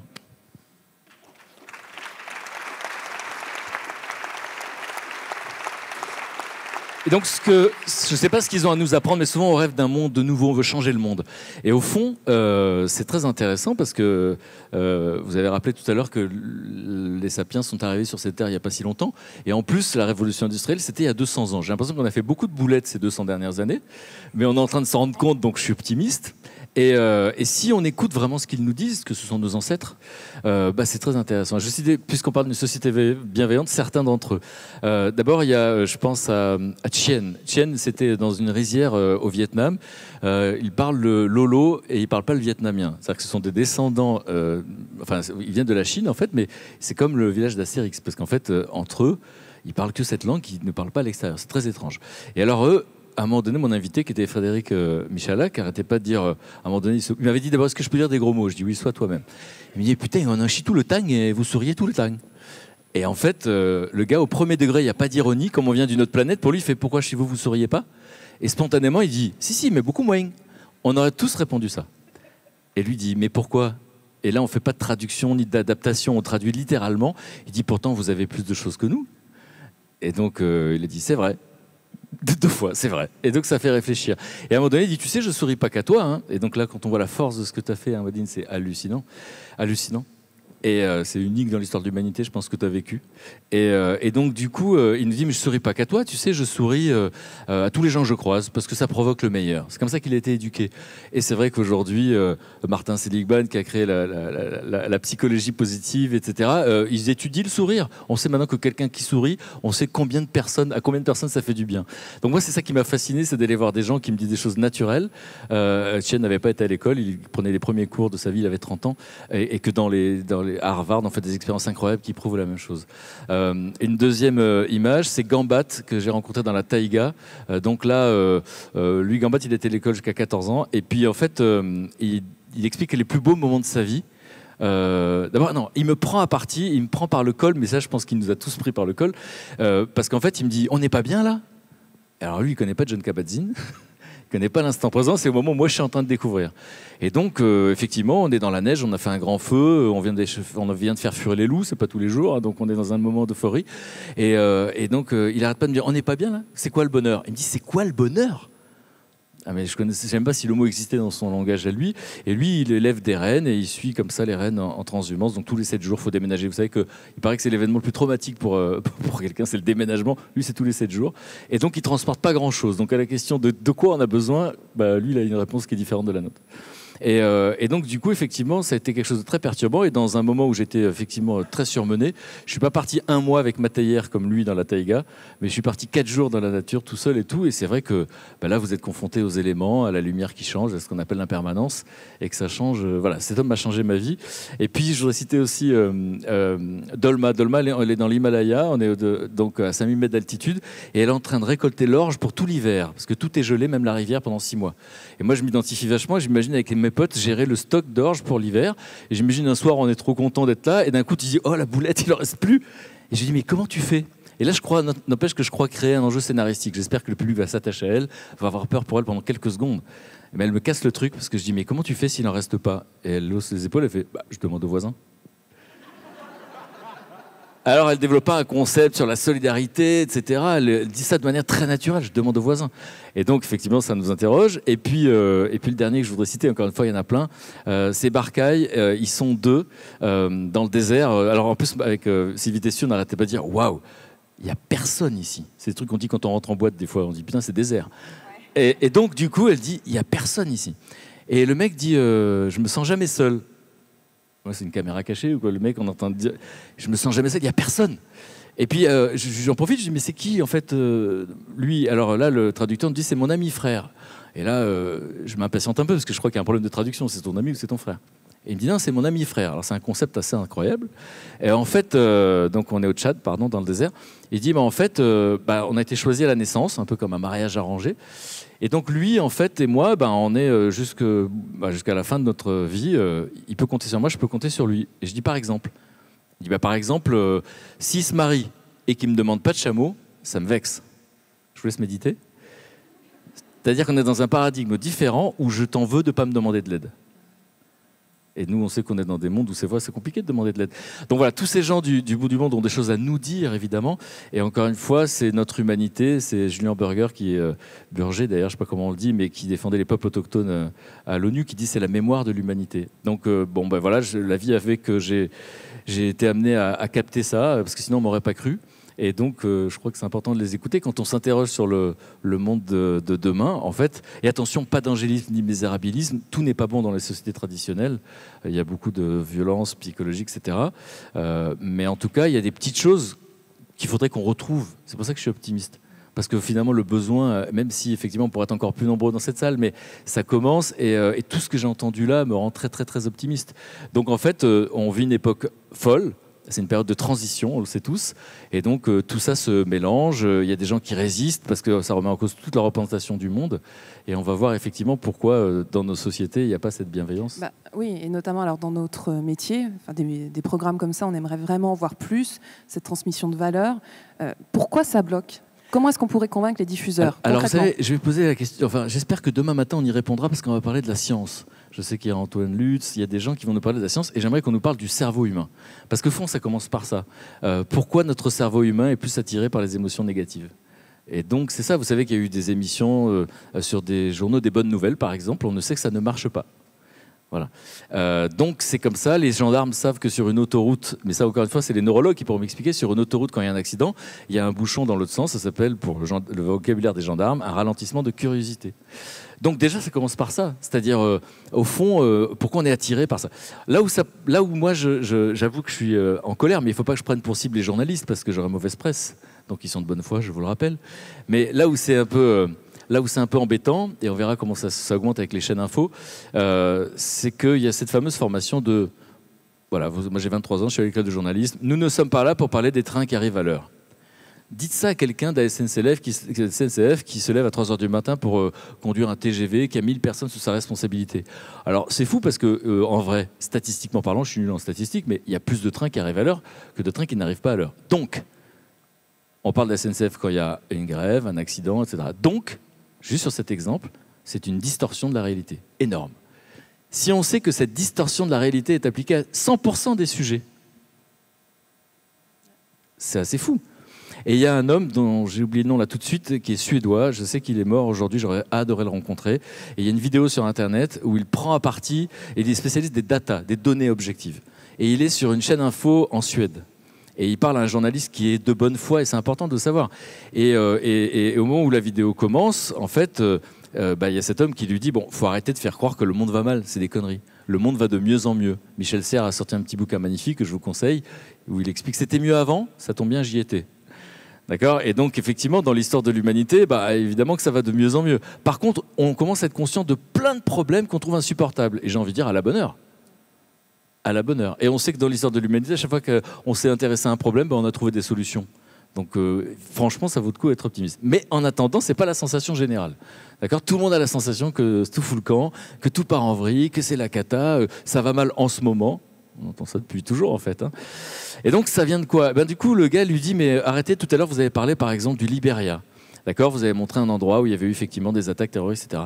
Il dit, mais vous oubliez de dire qu'en ce moment, alors la vidéo, je ne sais pas de quand elle date, il dit, le droit des femmes est incroyablement avancé par rapport au reste de l'Afrique, que la démocratie est hallucinante parce que quelqu'un était... Bon, il cite un paquet de trucs. Il dit, c'est comme si vous faisiez un portrait de moi et vous ne filmiez que mes semelles. Bah oui. C'est-à-dire que la plus grande star de cinéma, si on filme ses semelles, c'est pas super glam, quoi. Et en fait, c'est ça. C'est-à-dire qu'en fait, le monde de l'information qui pense refléter la réalité, parce qu'ils sont de bonne foi, ils sont formés comme ça, ils sont conditionnés comme ça, ils filment que les semelles du monde. Et il y a tout le reste. Et c'est ça qui est peut-être grave, parce qu'évidemment, quand on filme que la laideur, ça enlève l'espoir, et l'espoir, ça donne envie de bouger. En fait, c'est ça qui est un peu compliqué, c'est que quand il n'y a pas d'espoir, il y a une forme d'immobilisme, de déprime, etc. Donc cette distorsion de la réalité, elle existe, elle est là, et j'ai pas beaucoup plus d'explications que vous. Là où ça se complique encore, si vous regardez un programme télé, on vous achetez un magazine télé, vous regardez tous les soirs, à 20h30, il y a 25 chaînes en France, il y en a je sais pas combien aux États-Unis. Et là, c'est souvent des magazines, des documentaires, des films, des séries. Quel est le mot, et encore une fois, je suis pas sémiologue, qui revient le plus dans les titres ? Et là, on parle de fiction. Et Marion peut expliquer pourquoi une fiction, c'est pas la réalité. C'est le mot crime. Voilà, enquête criminelle, faites entrer l'accusé, etc. Bon. Quand vous lisez Sapiens, brève histoire de l'humanité, on nous explique qu'il y a 7 milliards d'habitants sur cette planète et que chaque année, on sait qu'il y a à peu près 750 000 personnes qui meurent de la main d'un autre, dans une guerre ou dans un crime. D'accord ? Et chaque année, sur cette même planète, sur ces 7 milliards d'habitants, il y a 850 000 personnes qui décident de se suicider, de s'enlever la vie. Donc statistiquement parlant, on a plus de chances de mourir de notre propre main que de la main d'un autre. Et pourtant, il y a des gens qui ont peur d'aller faire un footing parce qu'on pourrait être assassiné, etc. Donc, ce que je veux dire, c'est que les faits divers nous fascinent. Ça, c'est les neurologues qui doivent m'expliquer pourquoi, les sociologues qui doivent m'expliquer pourquoi. Et donc, du coup, les informations, elles voient comment on raconte des histoires. C'est du storytelling. Et puis, il y a la fiction. C'est-à-dire qu'aujourd'hui, on sait qu'il y a des plateformes qui proposent des fictions à l'infini. Moi, je me suis inscrit il n'y a pas longtemps sur une de ces plateformes, la plus célèbre, et je reçois des messages tous les jours pour me dire qu'il y a encore des trucs que j'ai ratés. Et d'un coup, vous regardez les vignettes, il y en a beaucoup, des fictions. Et les fictions, pour que ce soit intéressant, une belle histoire, là, c'est marrant qu'il peut raconter un scénario, elle en lit beaucoup. C'est quoi une belle histoire? Une histoire forte qui va nous toucher en 2 heures. C'est quand, quel est l'objet du désir du personnage, quelles sont les forces antagonistes. Donc si, dans cette fiction, il n'y a pas de force antagoniste, il n'y a pas d'histoire. Ça, c'est une histoire pour la fiction. Mais quand le monde dans lequel on est tellement anxiogène, nous fait très peur, alors on se réfugie dans ces fictions. Mais ces fictions, elles ne racontent que des histoires de meurtre. Alors, je montre Marion, c'est tout le contraire, hein, Marion, parce qu'elle fait des choix hallucinants. Je voudrais juste en profiter pour dire un mot sur elle, parce que j'étais très, très impressionné, subjugué par son talent d'artiste, d'actrice, subjugué par son parcours et ses choix qu'elle continue de faire, qui sont incroyables. Elle va tourner sur des super productions hollywoodiennes, et puis pour les Frères Dardenne. Et puis, je suis très impressionné de la voir ici, et je voudrais qu'on l'applaudisse sincèrement, parce qu'il n'y a pas beaucoup d'actrices que vous verrez ici. Sincèrement. Et de faire le grand écart entre tous ces mondes. Entre les Oscars et Strasbourg et Sam, je peux vous dire que c'est un grand écart et je suis très impressionné. Donc voilà, donc du coup cette fiction-là, voilà, et donc du coup ça fait beaucoup. C'est-à-dire qu'il y a les images qu'on voit, parce qu'on sait que les images ont pris beaucoup de vie beaucoup de place dans notre vie. Vous avez les informations dont on nous dit que c'est la réalité. Alors maintenant, vous le savez tous, si vous écoutez sur Internet, vous mettez JTTF1, Dents de la mer. On sait aujourd'hui que le générique du JTTF1, c'était la parodie des Dents de la mer. Enfin, pas une parodie, c'était inspiré des Dents de la mer. Donc on veut nous informer, nous faire peur. On peut se poser la question. Ensuite, donc c'est censé être la vérité, et c'est souvent très triste. On voit des gens en souffrance. Ensuite, il y a les publicités, où là, on veut nous vendre quelque chose. Donc là, les gens sourient enfin. Enfin, ils ont tous une brosse à dents, une paire de chaussures ou un truc qui est censé nous rendre heureux. Et enfin, il y a les fictions où, parce que pour une fiction, s'il ne se passe rien, on ne la regarde pas. Et là, c'est que des trucs effrayants. Donc ça fait beaucoup. Donc en fait, si on éteignait les écrans un tout petit instant et on regarde autour de nous, on sera beaucoup moins effrayé. Voilà ce que je voulais dire. Et peut-être plus bienveillant.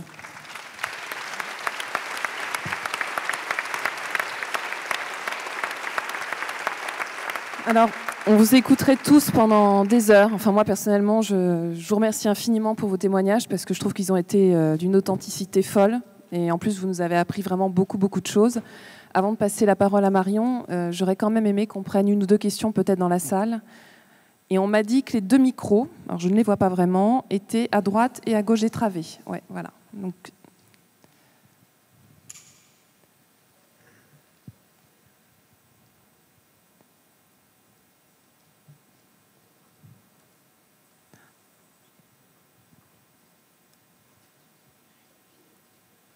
Aucune question? Allez-y, hein, sinon je... Ils sont en méditation. Ouais, ça doit être ça. Bon, ça laissera plus. C'est pas une question, c'est un petit cadeau sur le mot bienveillance, parce que en anglais on parle de loving kindness, en français on a parlé de compassion, et le mot bienveillance qui est tout d'un coup apparu dans notre monde de vocabulaire est un mot merveilleux parce qu'il inclut la bonté et la bienveillance, c'est-à-dire une dimension d'éveil dans le même mot. Et ça, c'est la sagesse de la langue française. C'est un petit lama qui m'a dit ça. Ce n'est pas quelque chose que j'ai découvert. Et je trouve que ça, le terme bienveillance en lui-même est un cadeau, est un enseignement. Merci de nous le partager. Merci.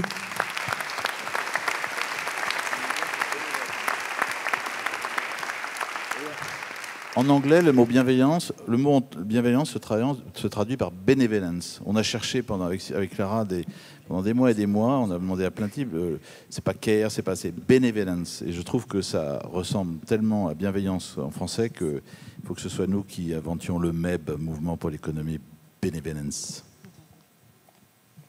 Une autre question? Je me lance, j'ai le cœur qui bat la chamade. Je trouve que l'outil de la méditation est tellement merveilleux. Je me suis formée pour l'enseigner aux enfants et aux adolescents. Je me suis formée aux États-Unis. Et je suis revenue avec mes outils et j'ai voulu approcher une école dans mon village en France. Et on m'a dit, mais qu'est-ce que c'est que ce truc ? Et je me suis dit, en fait, il faut qu'on fasse un pas en arrière parce qu'on a beaucoup d'a priori et je peux le comprendre. Et j'ai tout lâché et j'ai réalisé un très beau documentaire sur la méditation des enfants que je suis allée filmer aux États-Unis. Et pour partager ça, je voulais montrer sur les visages des enfants. Je ne voulais pas rentrer dans les chiffres de science, et voilà, d'autres gens le font très très bien. Et je voulais qu'on puisse voir sur les visages d'enfants, et c'est ce que j'ai fait. Et j'ai ce film qui est prêt à aller vers le monde, et je pense qu'aujourd'hui, on a des personnes qui ont ce même désir-là. Et je pense qu'on devrait l'apprendre aux enfants dès le plus jeune âge, puisque on est avec ça, on est naturellement ça quand on arrive au monde, et on le perd en route. Et voilà, l'enseigner à tous les enfants de la Terre, c'est mon souhait le plus cher, comme vous le faites dans des milieux où on en a besoin, mais juste, on en a tous tellement besoin. Voilà. C'est sûr que cette société bienveillante commence aussi peut-être par l'éducation et justement la méditation pour enfants. Et c'est vrai que vous êtes de plus en plus nombreux. Enfin, moi, je voudrais saluer Dominique Butet qui est dans la salle, qui fait un travail formidable dans les écoles publiques. Et enfin, bravo. Voilà, c'est super.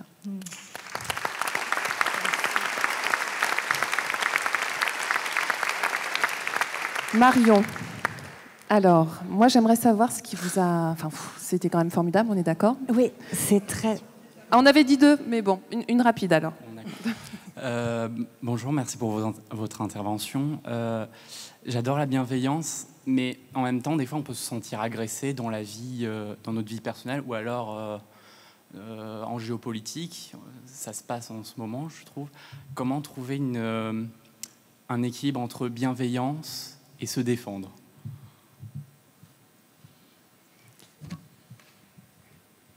Je vais partager un secret avec vous. Tous les jours, je médite sur 3 mots.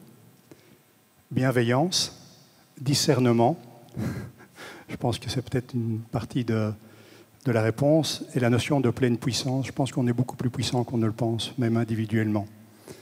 Donc faire preuve de discernement, je pense que ça vous permet d'évoluer dans le monde.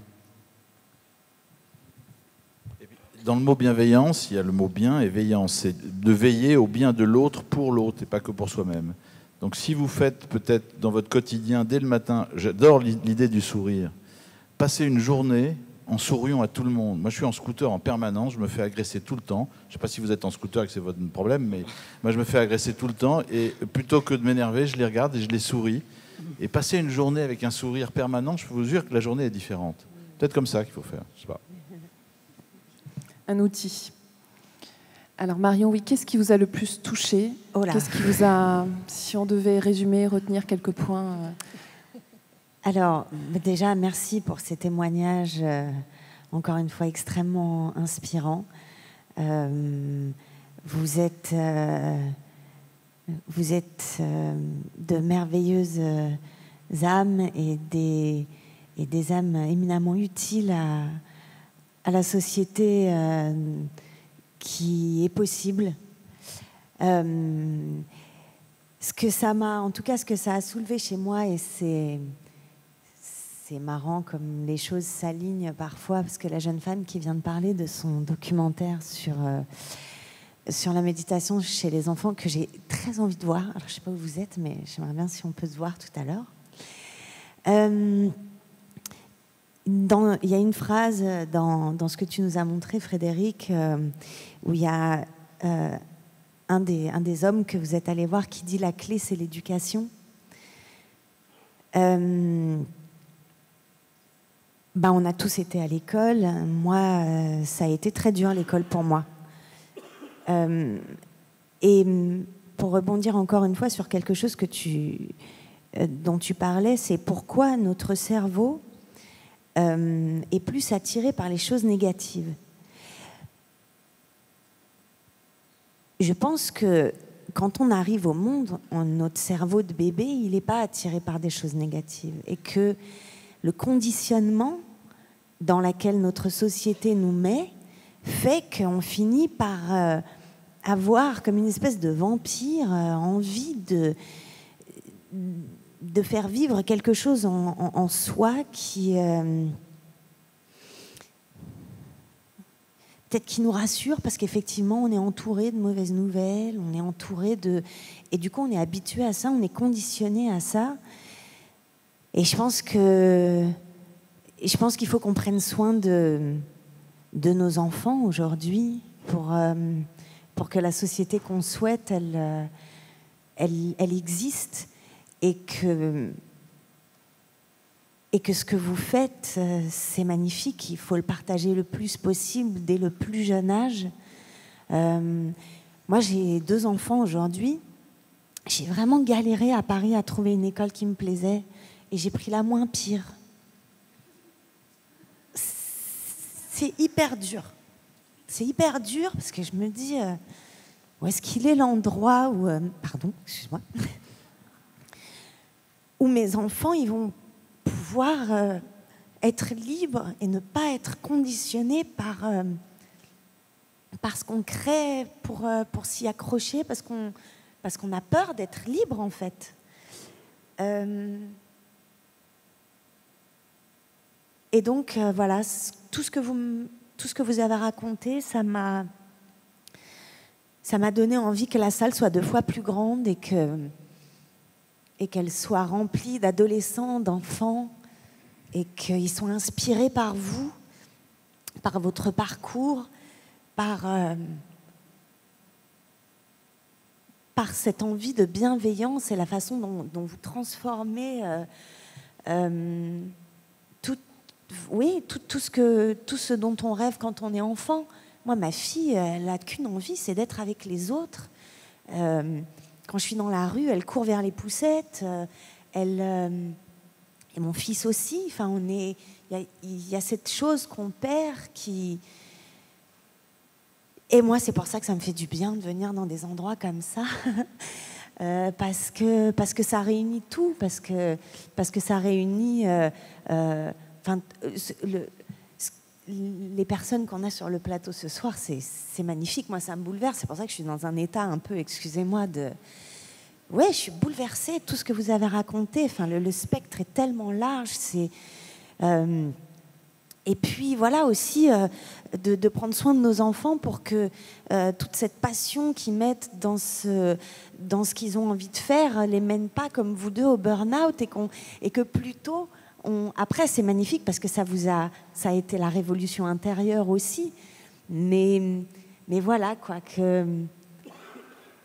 voilà, ça m'inspire ça, en tout cas, qu'on offre un peu plus de liberté, un peu plus de bienveillance dans les écoles parce que effectivement, ce que vous avez dit tous, c'est que c'est à l'intérieur de nous qui se passe la première chose. C'est nous qui sommes notre projet le plus important et que c'est vrai que moi j'ai rencontré beaucoup de gens qui défendaient l'écologie et il y a un moment donné j'arrivais plus à me reconnaître dans certaines personnes que j'ai pu admirer au départ et j'admire leur travail. Je veux dire, y a des gens qui se battent pour des causes merveilleuses et en même temps, je vois bien que quand ils rentrent chez eux, ils sont au bout du rouleau et que du coup, il y a quelque chose qui, dans la diffusion de ce combat,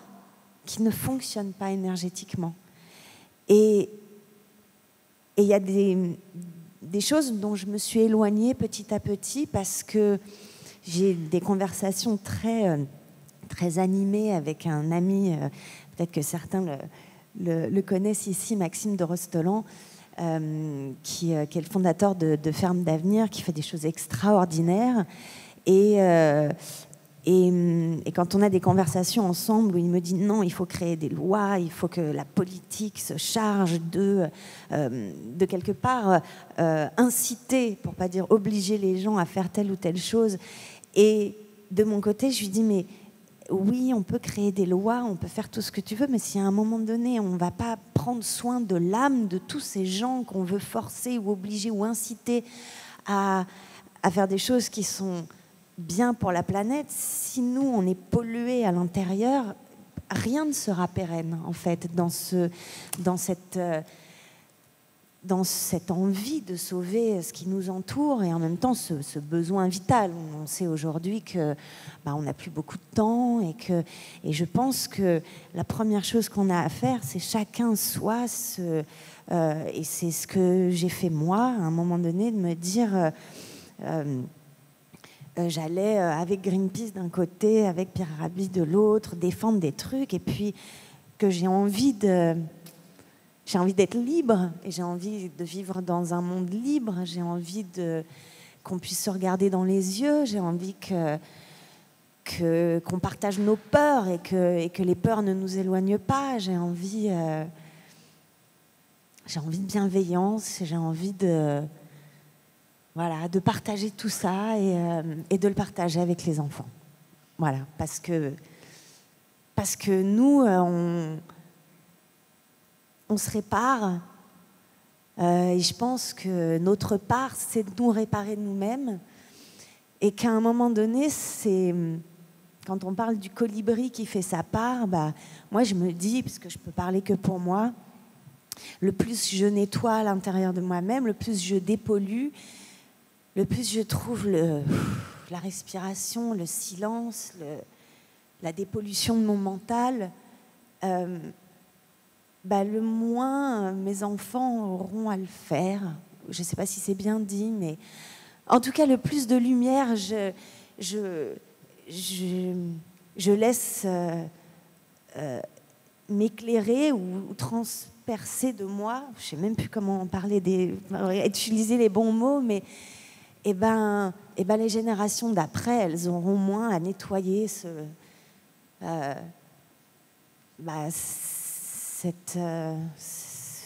sombre, cette ombre, cette nébuleuse de toxiques, de négatifs. Et du coup, voilà, je vous remercie vraiment pour ces magnifiques témoignages qui m'ont bouleversée. Merci à toi, Marion, aussi. Merci.